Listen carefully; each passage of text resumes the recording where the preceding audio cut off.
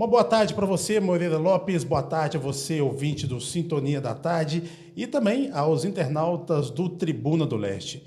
Falamos ao vivo da 6ª Delegacia Regional de Polícia Civil de Manhuaçu, com mais uma edição do Ronda. Olha só, Moreira, entrou em vigor a lei que eleva a 40 anos a pena para o crime de feminicídio e outros crimes relacionados ao contexto da violência doméstica. Essa nova lei foi publicada no Diário Oficial da União no último dia 10 de outubro. É a Lei 14.994 de 2024. Nós conversamos com a escrivã aqui da Polícia Civil de Manhuaçu, Ana Rosa Campos, para falar sobre a novidade dessa lei estabelecida. Ana, boa tarde. Obrigado pela participação mais uma vez.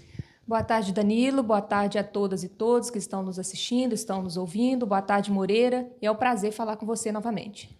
Correto, Ana. A gente vai falar sobre as principais mudanças na pena para o crime de feminicídio que foi sancionada através dessa nova lei. Sim, então, vieram várias mudanças aí, Danilo, deixando o combate ao feminicídio ainda mais duro, né? Então, tem várias modificações que vão deixar a pena mais severa para aquele que cometer violência doméstica e familiar contra a mulher. Então, a principal mudança que a gente vai falar é a mudança do crime de feminicídio. Antes, o feminicídio era um homicídio qualificado. Hoje não. Hoje passa a ser o feminicídio um crime autônomo. Tem, então, um crime próprio para o feminicídio hoje. E a pena, ela, que era antes, né, de 12 a 30 anos, passa a ser de 20 a 40 anos. Então, você vê que aumentou bem a pena, né? E isso mostra o comprometimento do país no enfrentamento à violência doméstica. Outras novidades dessa lei também podem ser destacadas, Ana Rosa? Sim. Outros crimes, nós tivemos também aumento de pena. Então, aumentou a pena, por exemplo, para o crime de lesão corporal, aumentou a pena para o crime de ameaça.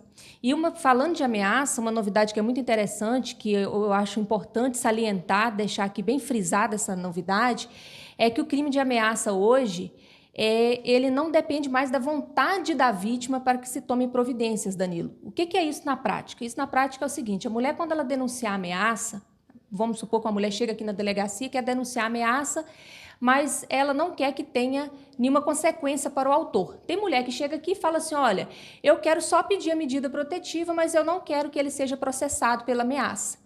Agora não tem jeito mais. A mulher que chegar aqui na delegacia para denunciar uma ameaça, ela precisa saber que esse homem vai passar por um processo criminal e ele vai ser responsabilizado pelo que ele fez. Porque hoje a ameaça, então, passa a ser de ação penal pública incondicionada nos casos de violência doméstica. Antes era condicionada a uma vontade da vítima, Danilo, a representação da vítima. Então, assim, popularmente falando, as mulheres às vezes denunciavam as ameaças e, popularmente falando, falava assim depois: eu quero retirar a queixa. Então, não vai ter mais como retirar essa queixa nos casos de ameaça. Já era assim nos casos de lesão corporal, quando a mulher era agredida pelo marido. Já era assim, a mulher ela não conseguia retirar essa queixa. Agora vai ser assim também nos casos de ameaça. Isso se deve exatamente pelas mulheres fazerem a retirada dessa queixa, Ana Rosa? Ou seja, elas faziam essa denúncia, mas muitas delas retiravam essas queixas. Isso. Os estudos dizem, o que acontece? Os estudos dizem que a mulher muitas das vezes deixava de denunciar porque estavam sofrendo ameaças do marido ou coações dos maridos ou da família desses maridos, Danilo. Então, às vezes, a mulher chegava aqui na delegacia, queria denunciar, mas estava sofrendo uma coação da família. Se você denunciar, a gente vai te bater. Se você denunciar, a gente vai tomar a criança de você, vai tomar o filho de você. Muitas mães acham que perdem a guarda dos filhos se denunciar o pai, né, pelas agressões. Então, tinha mulher que chegava na própria delegacia e morria de medo de denunciar o agressor. Porque, às vezes, ela tinha medo assim: olha, se eu denunciar ele, quando ele sair da cadeia, ele vai vir atrás de mim com a fúria ainda maior e vai se vingar.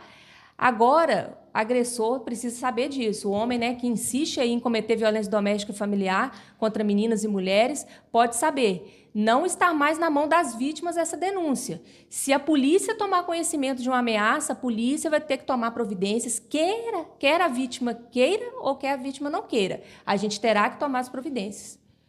Correto, Ana. Como a nova lei também impacta as penalidades para quem descumprir medidas protetivas que foram e são estabelecidas pela Lei Maria da Penha.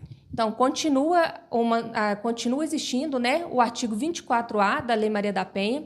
Então, os homens que descumprem medida protetiva de urgência, cabe prisão preventiva, tá? E, inclusive, em caso de prisão em flagrante de descumprimento de medidas protetivas, não cabe fiança na delegacia. Outra coisa interessante que eu deixei de falar, quando eu disse que aumentou a pena para o crime de lesão corporal, é que agora não tem como pagar fiança mais nos casos de lesão corporal aqui na delegacia. Por quê? Porque a pena aumentou para um patamar que não é permitido ao delegado arbitrar fiança na delegacia de polícia. Então, o homem que bate e lesiona e machuca sua companheira, quando chegar na delegacia, não consegue pagar mais fiança na delegacia. Vai ter que ser preso, vai ser levado ao cárcere, para depois que o juiz entenda se solta ele ou não, ou se converte a prisão em flagrante na preventiva. É um endurecimento da lei a esses agressores dessas mulheres, Ana.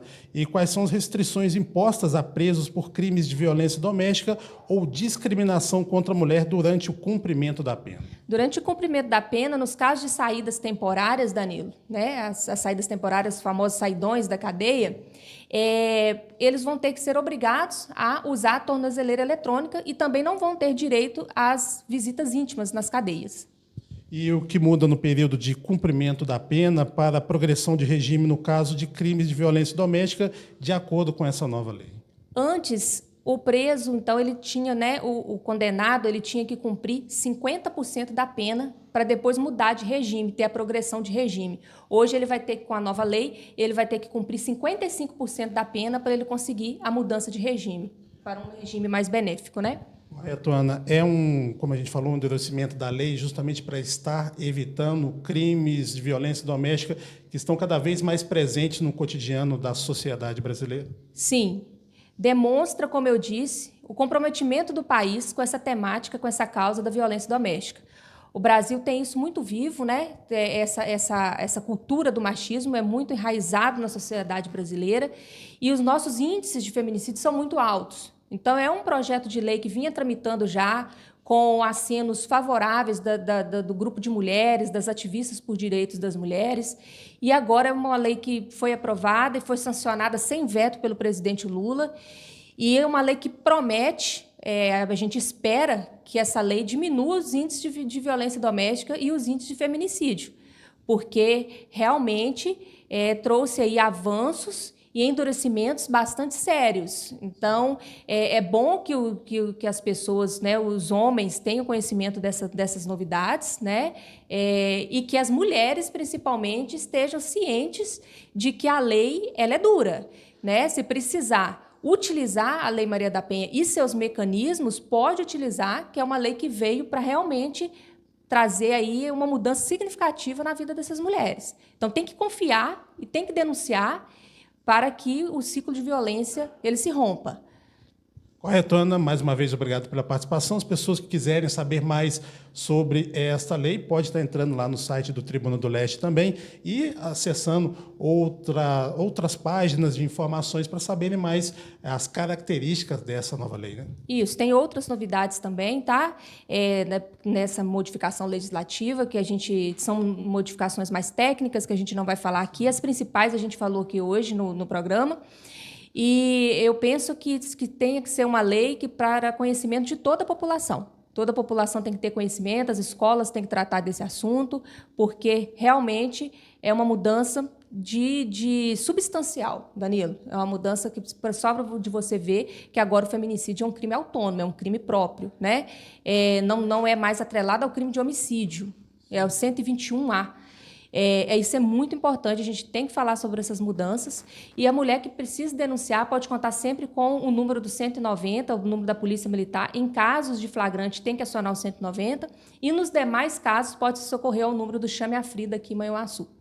Ok, obrigado a participação da Ana Rosa Campos. E a gente volta na próxima segunda-feira com mais uma edição do Ronda.